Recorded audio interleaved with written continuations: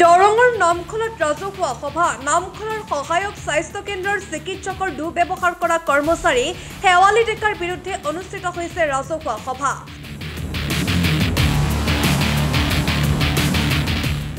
দৰঙৰ পশ্চিম প্ৰান্তত অৱস্থিত নামখলাত 1958 চনতে স্থাপন কৰা হৈছিল নামখলাৰ সহায়ক স্বাস্থ্য কেন্দ্ৰটি।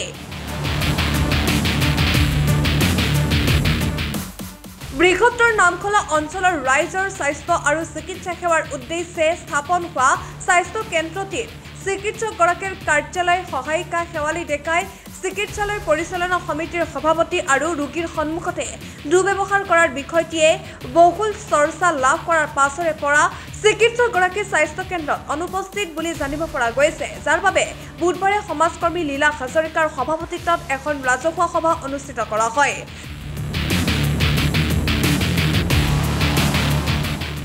পাথৰিঘাট খণ্ড প্ৰাথমিক স্বাস্থ্য কেন্দ্ৰৰ মহকুমা স্বাস্থ্য বিষয়া অৰ্চনা বৰুৱাই অংশগ্ৰহণ কৰা সভাত কেইবাটাও প্ৰস্তাৱ গ্ৰহণ কৰি বিভাগীয় কৰ্তৃপক্ষৰ উপৰিও অসমৰ মুখ্যমন্ত্ৰীলৈ প্ৰেৰণ কৰাৰ সিদ্ধান্ত গ্ৰহণ কৰিছে।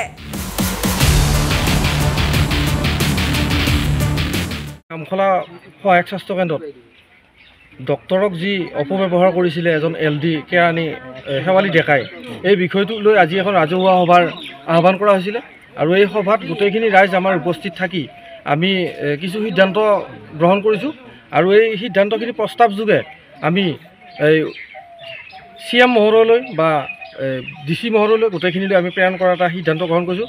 যিহেতুকে যিজন শেৱালি ডেকা LD তেখেতে সঘনাই মুখ্যমন্ত্ৰী ডক্টৰ হিমন্ত বিশ্ব শৰ্মাদেৱৰ নাম লয় আৰু তেওঁৰ নাম লৈ তেওঁ আচলতে হিমন্ত বিশ্ব শৰ্মাদেৱৰ নামটো মিছ ইউজ কৰি আছে। ইয়াতে তেখেতে তেওঁৰ নাম কৈ বিভিন্নজনক চাকৰি দিয়াৰ প্ৰলোভন বা বিভিন্নজন স্বাস্থ্যকৰ্মীক ইয়াতে দাবী ধমকি দিয়ে যে মই হিমন্ত বিশ্ব মোৰ মানে লগত আছে বা কি কৰিব, এনেকুৱা বিভিন্ন ধৰণৰ ভাবুকি দিয়ে।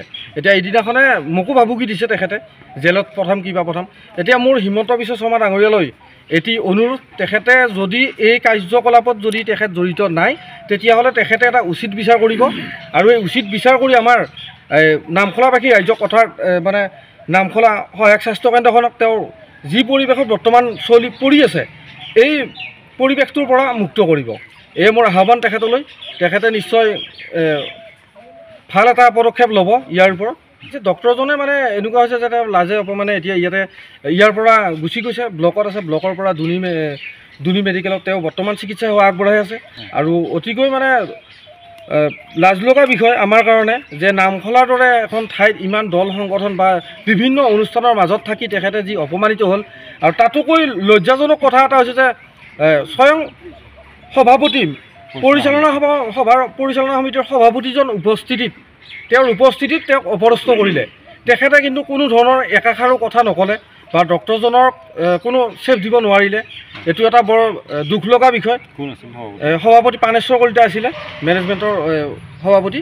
গতিকে তেখেতকো এই যি সভাপতিত্ব তেওঁ লৈ আছে ইয়াৰ পৰা আঁতৰাব লাগে। অসম চৰকাৰলৈ এইটো মোৰ বিনম্ৰ অনুৰোধ। হয়, আজি নামখলা সহায়ক স্বাস্থ্য কেন্দ্ৰত যি এটা দুৰ্ভাগ্যজনক ঘটনা ঘটি গ'ল, যি শেৱালি ডেকা নামৰ এগৰাকী LDয়ে এগৰাকী ডক্টৰক যি অশালীন ব্যৱহাৰ কৰিলে, পানে মৰাৰ ভাবুকি পৰ্যন্ত দিলে আৰু সেইদিন ধৰি আমি লাচি থানা আৰু নামখলা আঞ্চলিক চাপে আমি এই তেখেতৰ যি অপসাৰণ বা তেখেতৰ শাস্তিমূলক যি ব্যৱস্থা কৰাৰ কাৰণে আমি বিভিন্ন সময়ত লাগি আহিছোঁ, কিন্তু আজিলৈ কিন্তু সুফল পোৱা নাই। আমি জিলা উপায়ুক্ত মহোদয়, জইণ্ট ডাইৰেক্টৰ মহোদয়কো আমি আমাৰ স্মাৰক পত্ৰ প্ৰদান কৰিছিলোঁ, কিন্তু আজিলৈ তেখেতসকলে শেৱালি ডেকাৰ ওপৰত কোনো ব্যৱস্থা ল'ব পৰা নাই। আমি অত্যন্ত মানে লাজ পাইছোঁ যে এগৰাকী চতুৰ্থ বৰ্গৰ কৰ্মচাৰীক এজন জিলা পৰ্যায়ৰ বিষয়াই কি কাৰণে ব্যৱস্থা ল'ব পৰা নাই। আৰু আমি জানিব পাৰিছোঁ তেখেতে মুখ্যমন্ত্ৰীৰ হেনো কিবা প্ৰভাৱ আছে, মুখ্যমন্ত্ৰী তেখেত হেনো ঘনিষ্ঠ আৰু সেই ঘনিষ্ঠতাৰ সুযোগ লৈ আজি এই মেডিকেলখনক ধ্বংসৰ গৰাত ঠেলি দিছে নেকি বাৰু।